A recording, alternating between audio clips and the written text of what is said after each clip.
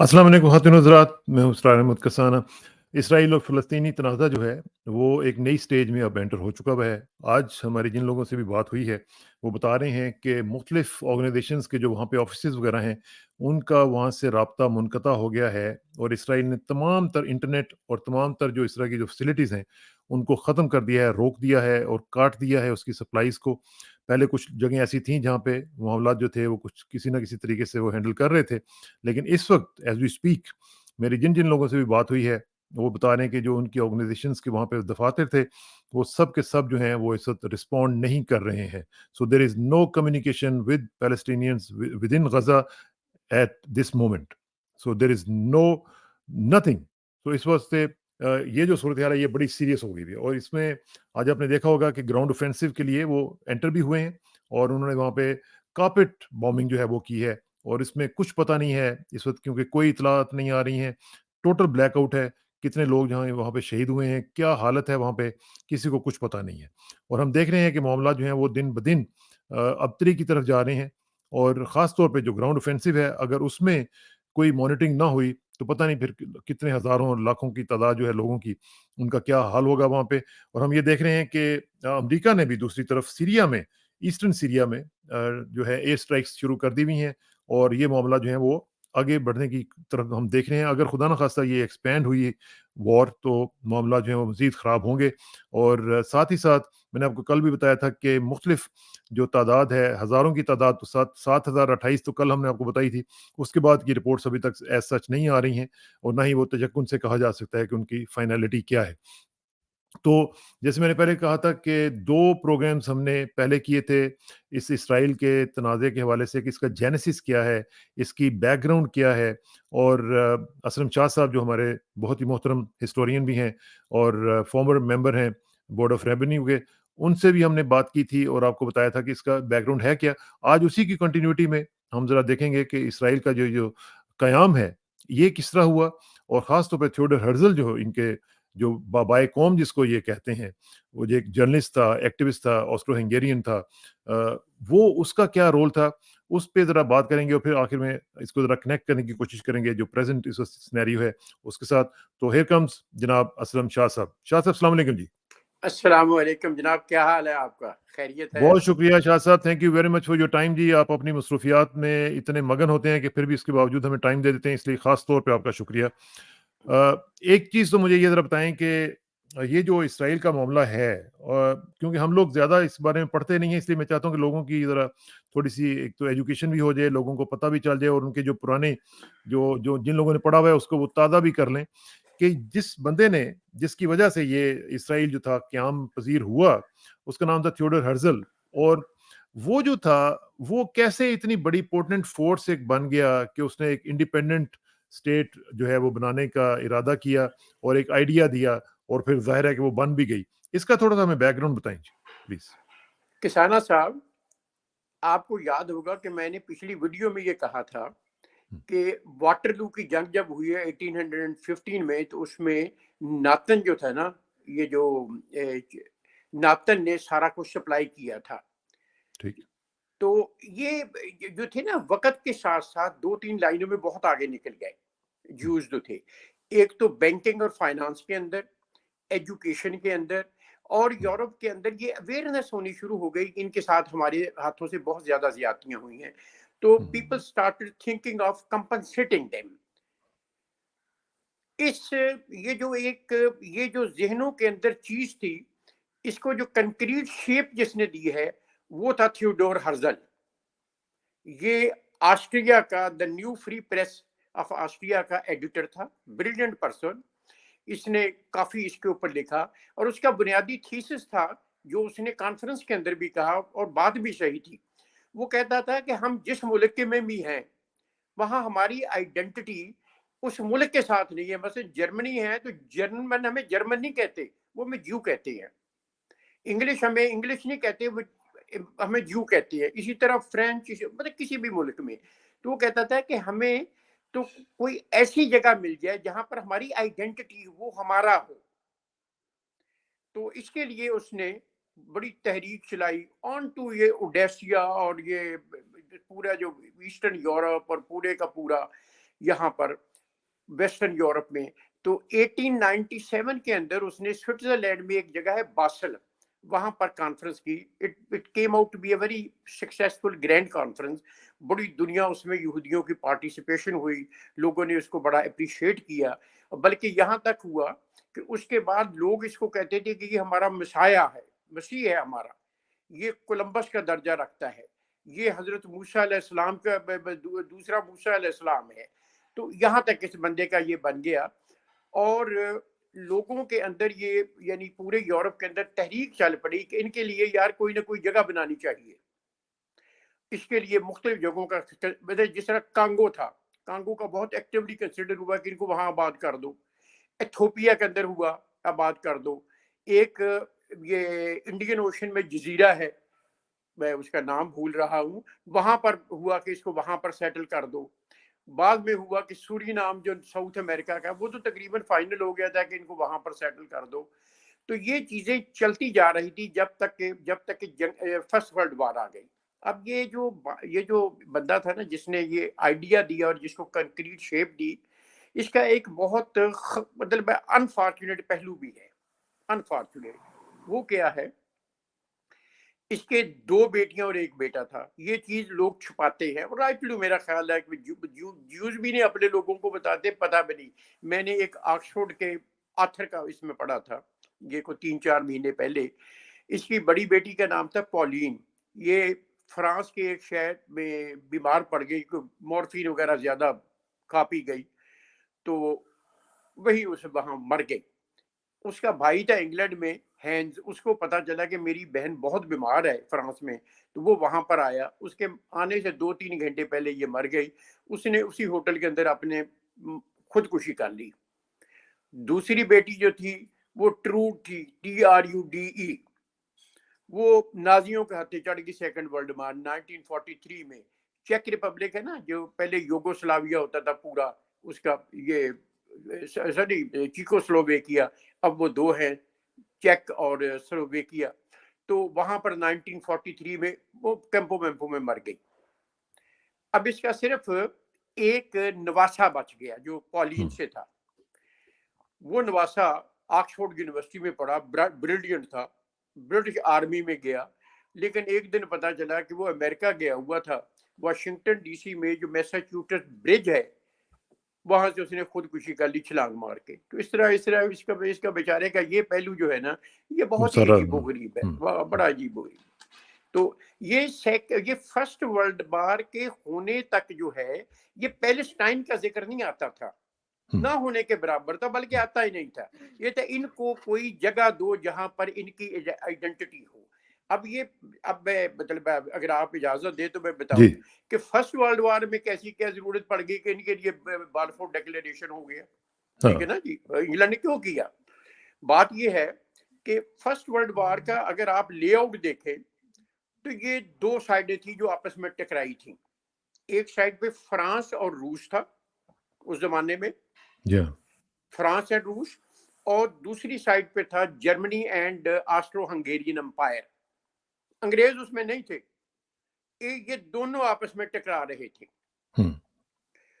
तो उस जमाने में एक और बड़ी कमाल किस्म की डेवलपमेंट हुई थी नेवी के अंदर, उसको कहते थे ड्रेडनॉट। ड्रेडनॉट जो थे बहुत बड़े स्टील के बने हुए शिप होते थे। आप ये कहें कि फ्लोटिंग पैलेसेस जो होते थे ना, वो पानी के ऊपर जो तैर रहे हैं। तो अंग्रेजों का और जर्मनी का 60-40 का रेशो था। जर्मनी फास्ट कमिंग अप, ये यूरोप की बहुत बड़ी पावर बन गई थी। आप हैरान होंगे कि जर्मनी का जो हुक्मरान था विलियम सेकंड, वो इंग्लैंड की जो मलका विक्टोरिया था उसका सगा पोता था। उस वक्त जो बादशाह था ना फर्स्ट वर्ल्ड वार के तहत, जो जॉर्ज था, उसका सगा भतीजा था। लेकिन था बड़ा, जिसको कहते हैं ना कि अजीबोगरीब कैरेक्टर था। 1890 में जो जर्मनी का मशहूर चांसलर था, जिसने एक्चुअली जर्मनी को पांव पर खड़ा किया, बिस्मार्क, उसने 1890 में कहा था कि एक काका जिस वेले बढ़ेगा ना बादशाह, एक कोई बहुत बड़ा हादसा करेगा। And that came out to be true. अच्छा, ये 2 जब आपस में साइडें टकरा रही थी, तो अंग्रेज तो बहुत शातिर कौम है ना, बहुत शातिर कौम है। انہوں نے دیکھا کہ یہ جو جرمنی ہے یہ اتنی بڑی لینڈ پاور بن گیا ہے، اس کے مقابلے میں یورپ پورے میں کوئی نہیں، ہم خود بھی نہیں ہیں، اور نیوی کے اندر یہ ڈریڈ ناٹ میں 60-40 کا ریشو چل رہا ہے، 3-4 سال کے اندر تو یہ اس کو بھی کور کر جائے گا، اس کا مطلب یہ تو ہمارا گلا دبوچ لے گا، اس کے پاس کالونیز ہے ہی نہیں دنیا میں، یہ ساری ہماری کالونیز لے جائے گا۔ تو انہوں نے they decided to participate in the war along with on the side of France اور رشیا۔ ٹھیک، آپ حیران، میں نے ایک روڈ اسکالر تھے امریکہ کے 90 سال کا بابا، اس کی کتاب پڑھی تھی جس میں اس نے لکھا، اس نے کہا کہ جب انہوں نے جرمن امبیسڈر کو بلایا، وہ اس سے پہلے میں بتا دوں یہ جو ولیم تھا نا، یہ جو ہے نا سب سے بڑا ان کا جو پیلس ہے، یہ اس کے اندر باقاعدہ اس کا سوٹ ہوتا تھا، he was honorary admiral of the British flat. تو جب اس امبیسڈر کو بلا کے اس کو بتایا کہ from now on Great Britain is on war with your country، اس امبیسڈر نے چیخیں مارنی شروع کر دیا، رائٹلی اس نے کہا ہمارے آپ کے ساتھ تو ہمارا جھگڑا ہی کوئی نہیں، آپ کس لیے ان کی مدد میں جا رہے ہیں، بٹ ہی ڈڈنٹ نو کہ یہ تو پریمپٹیو مطلب ہے جا رہے ہیں۔ اینی ہاؤ یہ ایک سائڈ تھی۔ اب دوسری سائڈ دیکھیں آٹومنز کی، جس کی وجہ سے یہ ہوا ہے۔ آٹومنز جو تھے ان کو بڑی چڑ تھی کہ یہ جو انگلینڈ ہے نا، یو کے ہے، گریٹ برٹن ہے، اس نے ہماری زندگی پچھلے 100-125 سال کے اندر خراب کی، اجیرن کی ہوئی ہے۔ انہوں نے سوچا کہ جرمنی اتنی بڑی پاور ہے، جرمنی تو 7-8 ہفتے کے اندر ان کو ختم کر دے گا، سارے یورپ کو اور برٹن اور ہر چیز، برٹن کا تو اس وقت نہیں تھا نا، ان کو ختم کر دے گا، تو بہتر ہے کہ جرمنی کی سائڈ پر ہو جاؤ۔ تو they decided to be on the side of Germany, ٹھیک ہے نا جی۔ جب جرمنی کی سائڈ پر ہوئے وہ مار کھا گئے، آٹمن امپائر ختم ہو گئی۔ اب انگریزوں نے وہ چڑ لینے کے لیے بدلا، and plus is taking into their long run geostrategic imperatives, انہوں نے اس کو بالفور ڈیکلیریشن کیا کہ ہم ان کے لیے پیلسٹائن کے اندر ایک ہوم لینڈ بنائیں گے۔ اس وقت تک پتا تھا کہ 6 مہینے سال کے اندر اندر جنگ ختم ہو جائے گی، اور یہ جو آٹمن امپائر ہے جس کو وہ ویسے ہی سک مین آف یورپ کہتے تھے، یہ ختم ہو جائے گی، تو اس لیے انہوں نے بالفور ڈیکلیریشن کیا۔ اس میں جو بالفور ڈیکلیریشن ہوتا ہے 1917 میں، اور اس میں ہم دیکھتے ہیں اس کا جو پچھلے سے جو بیک گراؤنڈ چلا آ رہا ہے، جو یورپ میں ان کے ساتھ پرسیکیوشن ہوئی ہے، کوئی تقریباً 1785 سال کی جو پرسیکیوشن ہے، اس کے بعد آپ یہ بتا رہے ہیں کہ برٹن نے یا یو کے کہہ لیں آج کل، کہ اس نے یہ ڈیسائیڈ کیا کہ جی ان کو وہاں پہ ایک پیلسٹائن میں ایک جگہ لے دیتے ہیں۔ تو وائی پیلسٹائن؟ کیونکہ آپ نے بتایا کہ مختلف جگہوں پہ یہ تجاویز تھیں کہ وہاں کی باقی جگہوں پہ بھی ہو سکتا ہے ان کو سیٹل کر دیا جائے، یا کسی اور جگہ پہ یورپ کے علاوہ کسی اور جگہ پہ کر دیا جائے۔ Why Palestine? یہ تو خوبی انگریزوں کی، میں نے کہا تھا کہ بڑے وہ ان کی بڑی لانگ پلاننگ ہوتی ہے، یہ تو ان کی خوبی ہے۔ انہوں نے انڈیا کے اندر جو کشمیر کا پرابلم چھوڑا، وہ کیوں چھوڑا؟ آپ کو پتا ہے کہ انڈیا کی جو پارٹیشن ہوئی تھی اس کے اوپر جو باؤنڈری کمیشن بنا تھا، جس کے اندر سر ظفر اللہ پاکستان کی طرف سے، انڈیا کی طرف سے، ریڈ کلف اوارڈ اور پتہ نہیں کیا کیا، ٹھیک ہے نا جی۔ بعد میں پتہ چلتا ہے یہ پوری باؤنڈری تو 3 سال پہلے فائنل ہوئی تھی برٹن میں، کہ اگر پاکستان مجبوراً بنانا پڑا تو ان کو اس طرح کا بنائیں گے کہ یہ قدموں پر نہ کھڑا ہو سکے۔ اچھا، دوسری سائڈ پر آپ دیکھ لیں، افریقہ پورا کانٹیننٹ 1884-85 کے اندر برلن کانفرنس ہوتی ہے، یورپ کے سارے ملک مین تھے، جرمنی، فرانس اور برٹن، گریٹ برٹن۔ وہاں پر نقشہ رکھ کے سامنے کسانہ صاحب 104 دن ہوئی ہے، وہ نقشہ رکھ کے سارے انہوں نے آپس میں بانٹ لیا پورا افریقہ۔ آج جو افریقہ کی لکیریں ہیں نا، یہ 1884-85 میں بنی ہوئی ہیں۔ مزے کی بات ہے کہ افریقہ کا اپنا لیڈر کوئی نہیں تھا، ایک بھی نہیں تھا انوائٹڈ۔ اس لوٹ مار میں جو بیلجیم کا بادشاہ تھا، اس کو بیلجیم کو نہیں، آئی ریپیٹ، بادشاہ بیلجیم کو جو تھا اس کو کانگو پورا ملک ذاتی جاگیر کے طور پر الاٹ کر دے دیا گیا۔ ہاں، ٹھیک ہے نا جی۔ تو یہ برٹن نے آپ کیا پوچھتے ہیں کہ کیوں کیا؟ اس وقت، اس سے پہلے تو سکیمیں اور تھیں، اس کے بعد تھا کہ مسلمانوں کے درمیان میں ایک ایسی چیز کھڑی کر دو کہ یہ بھی مرے اور مسلمان بھی مرے، آپس میں لڑتے رہے، اور اس کے اندر وہ کامیاب ہے۔ دیکھو نا، آپ یاد رکھیں کہ یہ جیوز ہے تو وہی ہے نا۔ اب تو میرے حساب سے تو بڑی کم فیملی ان کی، مطلب بعد میں ڈسکس کرتے ہیں کہ کروز شیڈز کا جب پہلا حلہ چلا ہے 1096 میں یورپ سے، پہلا جتھا وہ کانسٹینٹینوپل جس کو استنبول کہتے ہیں وہاں قسطنطنیہ۔ پہنچنا تھا، ہم، ٹھیک ہے نا جی. تو وہ جرمنی رائن لینڈ کے علاقے سے گزرنا تھا، رستہ ہی وہ تھا. وہاں جا کے دیکھا کہ وہاں پر یہودیوں کی بستیاں ہیں. انہوں نے کوئی ہزاروں کے حساب سے لوگ مار دیے، جلا دیے اور ان کی بستیاں تباہ کر دی. کہتے تھے کہ بھئی وہ تو 2-2.5 ہزار میل دور ہے جہاں ہم اپنے دشمن کو ملنے نپٹنے جا رہے ہیں مسلمانوں کو، یہ دشمن تو سامنے کھڑا ہوا ہے. اب اس کو 100% تو ذہن سے نہیں نکلتا. انہوں نے اپنا سارا ملبہ اٹھا کے مسلمانوں کے درمیان رکھ دیا کہ مسلمان اور یہ آپس میں لڑتے رہے اور ادھر ہماری موج ہوگی. فرینکلی اسپیکنگ تو یہ ہے which even the Jews are not trying to understand. تھوڑا سا میں نے پہلے بھی ہاں جی پلیز آپ کمپلیٹ کر لیں اپنی بات. میں نے پہلے بھی عرض کیا تھا پہلی 2 ویڈیوز میں کہ یہ لوگ 70 یہ بلکہ یہ 4 دفعہ ہے نا.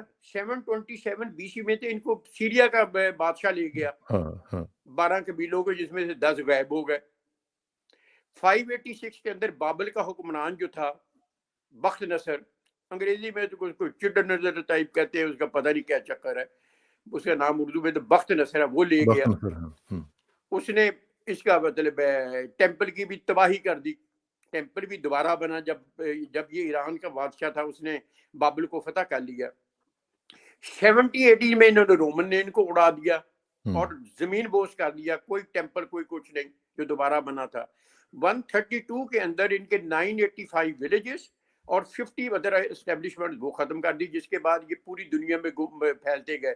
جو آپ نے صحیح کیلکولیشن کی ہے کہ 1785 سال یہ گھومتے رہے. بلکہ اگر 70 AD کو لیں تو وہ تو 18 سے بھی اوپر بنتا ہے. ٹھیک ہے نا جی. یہ میرا مقصد کہنے کا یہ ہے کہ بندے کے اندر جب غرور اور تکبر آ جائے، جب فرعونیت اور شیطانیت آ جائے، جب نمرودیت آ جائے، ایک تو وہ احسان فراموش ہوتا ہے اور دوسرا وہ اپنا بھی نہیں سوچتا کہ میرا آگے کیا بنے گا. میرا آگے کیا بنے گا. بات یہ ہے عقل ماری جاتی ہے. بات یہ ہے اگر اس کو ڈسپیشنیٹلی آپ اینالائز کریں، آپ چھوڑے بائیڈن کو اور انگلینڈ کو اور ان سب کو، میرے حساب سے تو یہ لوگ آگ سے کھیل رہے ہیں. اس لیے بات یہ ہے، میں کیوں یہ کہتا ہوں کہ یہ آگ سے کھیل رہے ہیں، بھئی وقتی طور پہ تو یہ ان کو اڑا دیں گے، بالکل صحیح ہے، ٹھیک ہو گیا نا. ان کو نقصان کیا کیا ہوگا. میں کوئی 3 سال پہلے اپنی بیٹی کے پاس آکسفورڈ میں تھے ہم لوگ جی، تو وہاں پر اس وقت ایک برٹش پیپر کی کٹنگ میری بیٹی نے دی مجھے، برٹش پیپر کا گارڈین تھا وہ. اب آپ کو تو پتہ ہی ہے کہ گارڈین ہمارے اردو پیپر کی طرح کو انٹ شنٹ لکھنے والے تو نہیں ہیں، وہ تو مطلب ایک ورلڈ کلاس پیپر ہے. سر اس میں آرٹیکل پتہ کیا تھا، فرنٹ پیج کے اوپر بہت detailed article, and I am seeing I repeat 3 مہینے 3.5 مہینے پہلے وہ یہ تھا کہ جو لوگ اسرائیل میں ہیں وہ بڑے پریشان ہیں، ان کے پاس ڈوئل سٹیزن شپ ہے، وہ وہاں سے دھڑا دھڑ نکل رہے ہیں کیونکہ ان کے حساب سے اسرائیل کی سیکیورٹی ایسی نہیں ہے کہ جس میں یعنی خطرے سے پاک ہو. یہ بڑی تفصیل سے میں نے پڑھا اور مجھے اس وقت ایک چیز بڑی اسٹٹ ذہن کے اندر آئی، وہ میں بتاتا ہوں آپ کو. ایک ساؤتھ افریقہ میں پاکستانی ڈاکٹر ہے کاشم مرتضیٰ، پنڈی کا رہنے والا ہے، ہارٹ اسپیشلسٹ ہے. اس نے کوئی بچے کا کسی کا کوئی ہارٹ کا کچھ کیا تھا، he became a world figure, اور نیلسن منڈیلا کا بھی کوئی علاج کیا تھا. وہ بندہ میں نے اس کی کتاب لکھی ہوئی پڑھی، یہ سیر بہت کرتا ہے، کہتا ہے کہ میں کوئی 11 کے مہینے تو کام کرتا ہوں، مہینہ نکل جاتا ہوں، 60 ملکوں کی سیر کر چکا. تو وہ آیا اسرائیل 6-7 سال پہلے، تو اس نے اپنا وہ سفر نامہ لکھا. اس سفر نامے وہ کہتا ہے کہ ایک دن 2 یا 3 کوئی لیڈی ڈاکٹرز تھیں اسرائیلی، those who had worked with him in South Africa, Johannesburg میں، انہوں نے اس کی دعوت کی. کہتا وہاں 40-50 بڑے ٹاپ ڈگنیٹریز انوائٹڈ تھے. کہ میں بڑا حیران ہوا. تو وہ مجھے کوئی پوچھتا تھا کہ اسلام آباد میں جو راول ڈیم کے ساتھ فلاں چیز بن رہی تھی وہ کتنی مکمل ہو گئی. کوئی کہتا تھا جو GHQ کے پاس فلاں چیز ہے وہ کیسی ہے. کوئی کہتا تھا لاہور میں فلاں چیز جو بات، تو میں نے ان کو کہا، میں نے کہا کہ ہمارا تو آپ کے ساتھ تعلق نہیں ہے، ڈپلومیٹک ہم ریکگنائز نہیں کرتے، آپ کو کیسے پتا ہے ان چیزوں کا؟ ہم تو مطلب کئی دفعہ جا چکے ہیں۔ اس نے کہا کیسے؟ We have the American passport, European Union کا پاسپورٹ، ہمارے پاس انگلینڈ مطلب بریگیڈ بریٹن کا پاسپورٹ ہے، اس زمانے میں بھی یورپین یونین کا حصہ تھا، ہم تو اکثر جاتے رہتے ہیں۔ تو یہ جو بات ہے نا، اب جو میں کہنے لگا ہوں سر، ذرا مطلب یہ میری گزارش ذرا توجہ سے سنیے گا، آپ کو نہیں کہہ رہا، جو آگے سننے والے ہیں، وہ یہ ہے 4 مہینے پہلے تو گارڈین کہتا ہے کہ وہاں لوگ پریشان ہیں، تو جب یہ واقعہ ہو گیا ہے کہ جس کے اندر حماس والوں نے جو بالکل زیرو ہے ان کی نگاہوں میں، ٹھیک ہے نا جی، ان کے سامنے تو یہ کچھ بھی نہیں تھے، انسان بھی نہیں تھے، وہ گلیڈیٹرز کے اندر بیٹھ کے انہوں نے جا کے ان کی ملٹری اسٹیبلشمنٹس کے اوپر حملے کیے، 700 بندہ مار دیا، اور ان کے جرنیل تک کے لوگوں کو پکڑ کے لے آئے۔ اس وقت جو اسرائیل کے وہ لوگ جو ہیں جو 4 مہینے 3 مہینے پہلے کہتے تھے کہ یہاں پریشانی ہے، we are not very sure، مطلب ہے کہ سیکورٹی ہمیشہ صحیح رہے گی، اب وہ کیا مطلب اسرائیل میں ٹکے رہیں گے؟ نو دے ول ناٹ، بہت تیزی سے نکلیں گے۔ رزلٹ کیا ہوگا؟ جہاں جائیں گے ای یو میں، انگلینڈ میں، ان کی جو عیش ہو گئی، پڑھے لکھے لوگ ہیں، بہترین ویل کوالیفائڈ ہے، مگر اسرائیل جو ہے اندر سے کھوکھلا ہونا شروع ہو جائے گا۔ اسرائیل کی مضبوطی ہی یہ ہے کہ وہاں دنیا کی 500 فارچون جو کمپنیز ہیں ان میں سے بہت بڑی بڑی کے دفتر ہیں، کیونکہ دیش ہے کہ بھی کیا بات ہے۔ اب وہ کیا بات والی بات نہیں رہے گی، نمبر 1۔ نمبر 2، یہ جو سارا واقعہ سر ہوا ہے، یہ ٹھیک ہے، میں مانتا ہوں امریکن اسٹیبلشمنٹ ان کے ساتھ ہے، برٹش اسٹیبلشمنٹ ان کے ساتھ ہے، یورپ کے کافی حکمران ان کے ساتھ ہیں، ہمارے تو مسلمان تو ستو پی کے سوئے ہوئے ہیں، ہم تو ویسے بھی 500-600 سال کے ویسے بھی سوئے ہوئے ہیں۔ لیکن بات یہ ہے کہ کنفرمڈ رپورٹس یہ بتاتی ہیں کہ ان ملکوں کے اندر بہت پڑھا لکھا ویل اسٹیبلش طبقہ جو ہے they are now becoming pro-Palestine۔ میں ذاتی طور پہ مجھے بتایا گیا ہے کہ کیمبرج یونیورسٹی کے پروفیسرز، سر وہ پروفیسر جو ہے، مجھے اللہ تعالیٰ معافی دے، میں کسی کو ڈاؤن گریڈ نہیں کر رہا، کوئی ہماری طرح کے پروفیسر نہیں ہیں، کوئی چیچو ملیا کے طرح کے پروفیسر نہیں ہیں، وہ جو ہے نا وہ ہر ایک ان میں سے علم کا سمندر ہے، ان کا مقام ہے۔ وہ سنڈے والے دن جا کے لندن میں عام ڈیمونسٹریشن میں حصہ لے رہے ہیں، ٹھیک ہے نا جی۔ No this is a very big change. Plus اس کے امریکہ کے اندر آپ کو یاد ہے کہ سیکرٹری آف اسٹیٹ کے دفتر سے ایک بندے نے ریزائن کیا، اور وہاں پر جو اطلاعات نکل رہی ہیں، یہ نیوز پیپرز کہہ رہے ہیں جو میں آپ کو بتا رہا ہوں، وہ یہ ہے کہ بہت بڑا طوفان بلڈ اپ ہو رہا ہے دفتروں کے اندر، جو یہ کہہ رہے ہیں کہ یہ غلط ہو رہا ہے، اور وہ طوفان جو ہوتا ہے نا کہ اس کا رنگ آتا ہے، آپ کو یاد ہوگا، چلیے میں آپ کو یاد کراتا ہوں، if I recollect properly، میں 100% نہیں لیکن 99.9% مجھے یاد پڑتا ہے کہ جب ایسٹ پاکستان کا مسئلہ ہوا تھا اور ہماری فوج وہاں پر لڑا رہی تھی، تو وہاں پر ایک امریکن ڈپلومیٹ ہوتا تھا، ان کا اس وقت کونسل جنرل ہوتا تھا نا وہاں پہ، ایمبیسی تو پاکستان میں تھی، اسلام آباد میں، اس کا کوئی سم تھنگ بلڈ نام تھا، mister blood, something blood. اس نے ہنری کسنجر کو لکھا، اپنے سیکرٹری کو، کونسل جنرل لکھ رہا ہے کہ یہ جو آپ پالیسی اڈاپٹ آپ نے کی ہوئی ہے یہ غلط ہے، اس کا رزلٹ برا نکلے گا۔ اس کو اور اس کے 20 ساتھیوں کو تو کھڈے لائن لگا دیا گیا، مگر رزلٹ تو تھوڑے کچھ عرصے کے بعد وہی نکلا جو بلڈ نے کہا تھا، ٹھیک ہے نا جی، رزلٹ تو وہی نکلا۔ تو یہاں پر بھی اگر یہ چیز چل رہی ہے تو رزلٹ تو صحیح نکلے گا، نہیں نکلے گا۔ ایک اور چیز جس کو مطلب ہے everybody should keep in mind، دیکھیے میں نے بہت تفصیل سے اس دن عرض کیا تھا کہ مجھے ورلڈ ہسٹری میں ایک مثال نہیں ملی اب تک، میں بڑا معمولی جو پڑھا لکھا ہے، ایک جگہ نہیں ملی جہاں پر جوز کے ساتھ میل ٹریٹمنٹ مسلمانوں نے کی۔ مسلمانوں نے ان کو اتنا عزت، اتنا مقام، اتنا احترام دیا ہے جس کا تصور کوئی نہیں۔ میں نے عرض کیا تھا کہ پورے اسپین اور پرتگال جب مسلمانوں کے پاس تھا تو وہاں تو وہ مطلب ہے پرائم منسٹر تھا، چھوٹا رہ گیا پھر ایک اور پرائم منسٹر تھا سیمول، ٹھیک ہے نا جی، آٹومنس کو لے لیں، سمرکند لے لیں، دلی لے لیں، سوہان لے لیں، ایباسائڈ لے لیں، 1914 ہر جگہ کا بغداد، ہر جگہ کے اوپر۔ ہم، اب بات یہ ہے، تورات تو خود کہتی ہے کہ آنکھ کے بدلے آنکھ، ناک کے بدلے ناک، ٹانگ کے بدلے ٹانگ، ہاں، گولی ماری ہے تو اس کے بدلے گولی۔ خدا نخواستہ اگر سچویشن کوئی ایسی آتی ہے، وہ تو آپ کی اپنی کتاب کہتی ہے کہ آپ کے ساتھ وہ ہم، ٹریٹمنٹ کیا جائے، اس وقت کیا ہاں، بنے گا؟ ایک ساتھ اس میں اور پوائنٹ غور کریں ذرا، سچویشن کبھی وہ نہیں رہتی، پوری ورلڈ ہسٹری اٹھا کے دیکھ لیں، عروج آتا ہے، زوال آتا ہے، دن آتا ہے، رات آتی ہے، بے شک، بہت ترقی و کامرانی ہوتی ہے، بزنس فیل ہو جاتا ہے، ٹھیک ہے نا جی۔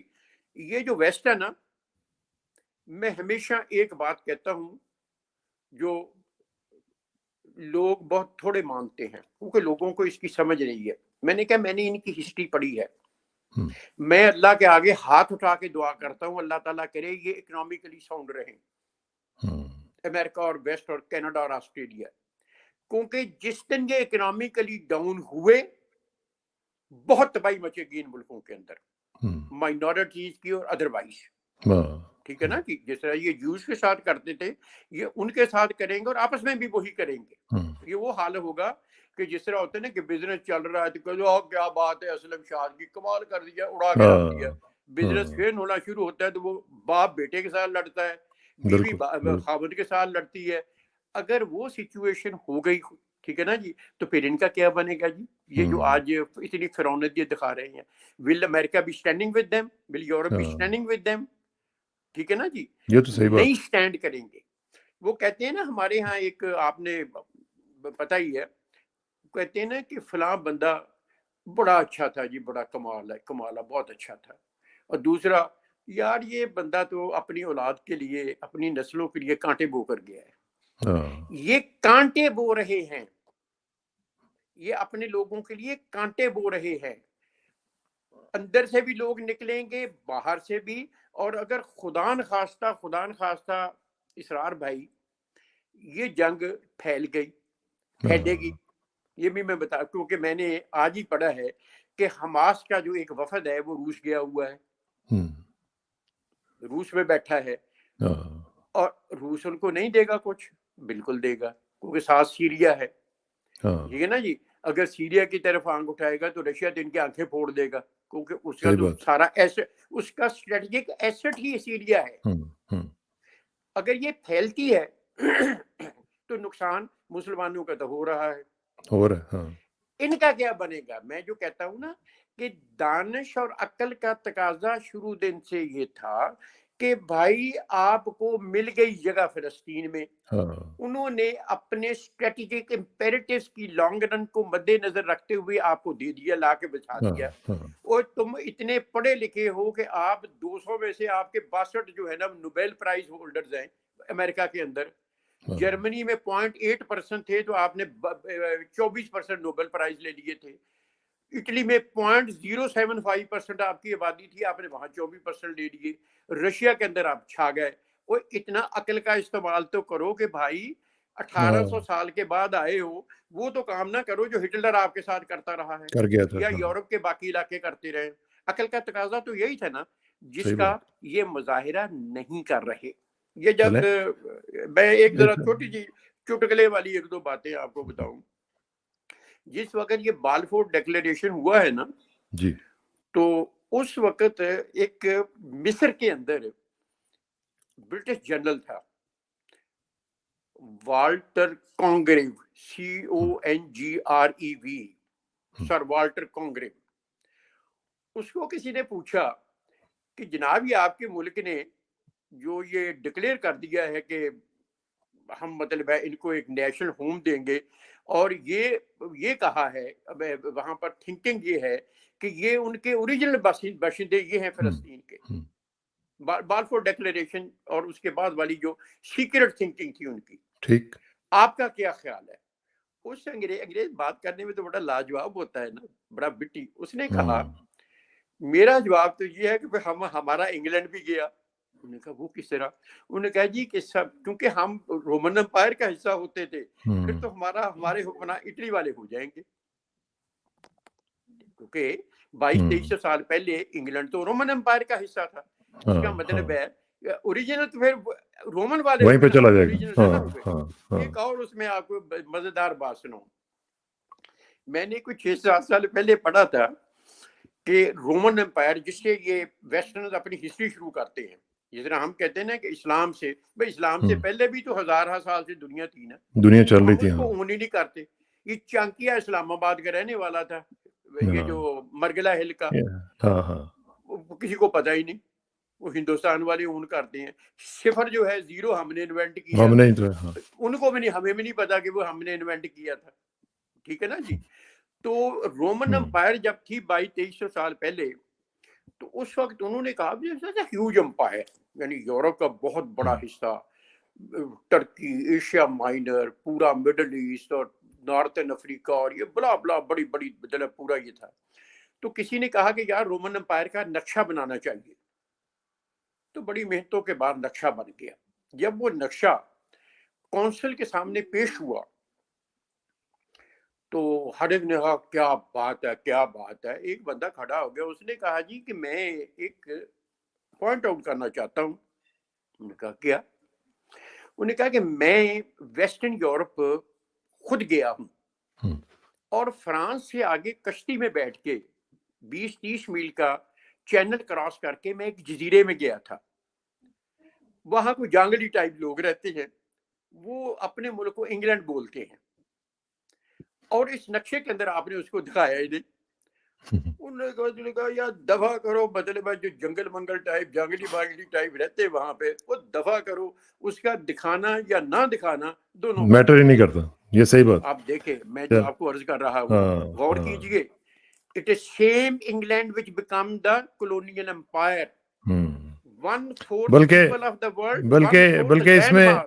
بلکہ اس میں آپ کو یاد ہوگا کہ اکبر کے پاس جب یہ گئے تھے گورے، تو انہوں نے جب بتایا کہ ہم کہاں سے آئے ہیں، تو اکبر نے کہا کہ این جزیرہ نما چیست، کہ یہ جو جزیرہ نما یہ کہاں پہ ہے، یہ تو ہمیں پتہ ہی نہیں ہے، یہ اتنا انسگنیفیکنٹ تھا۔ اینی وے اس پہ ہم یہ گفتگو جاری رکھیں گے شاہ صاحب، کیونکہ ٹائم اوور ہو گیا، تو اس پہ ہم گفتگو کا سلسلہ جو ہے وہ انشاءاللہ نیکسٹ ٹائم بھی کریں گے، اور ذرا اس کے مزید جو پرتیں ہیں ان کو جانچنے کی اور لوگوں کے ساتھ ان کو شیئر کرنے کی کوشش کریں گے۔ آپ کے ٹائم کا بہت بہت شکریہ، انشاءاللہ جلدی آپ سے رابطہ ہوگا۔ تھینک یو، بہت مہربانی جناب، السلام علیکم۔ وعلیکم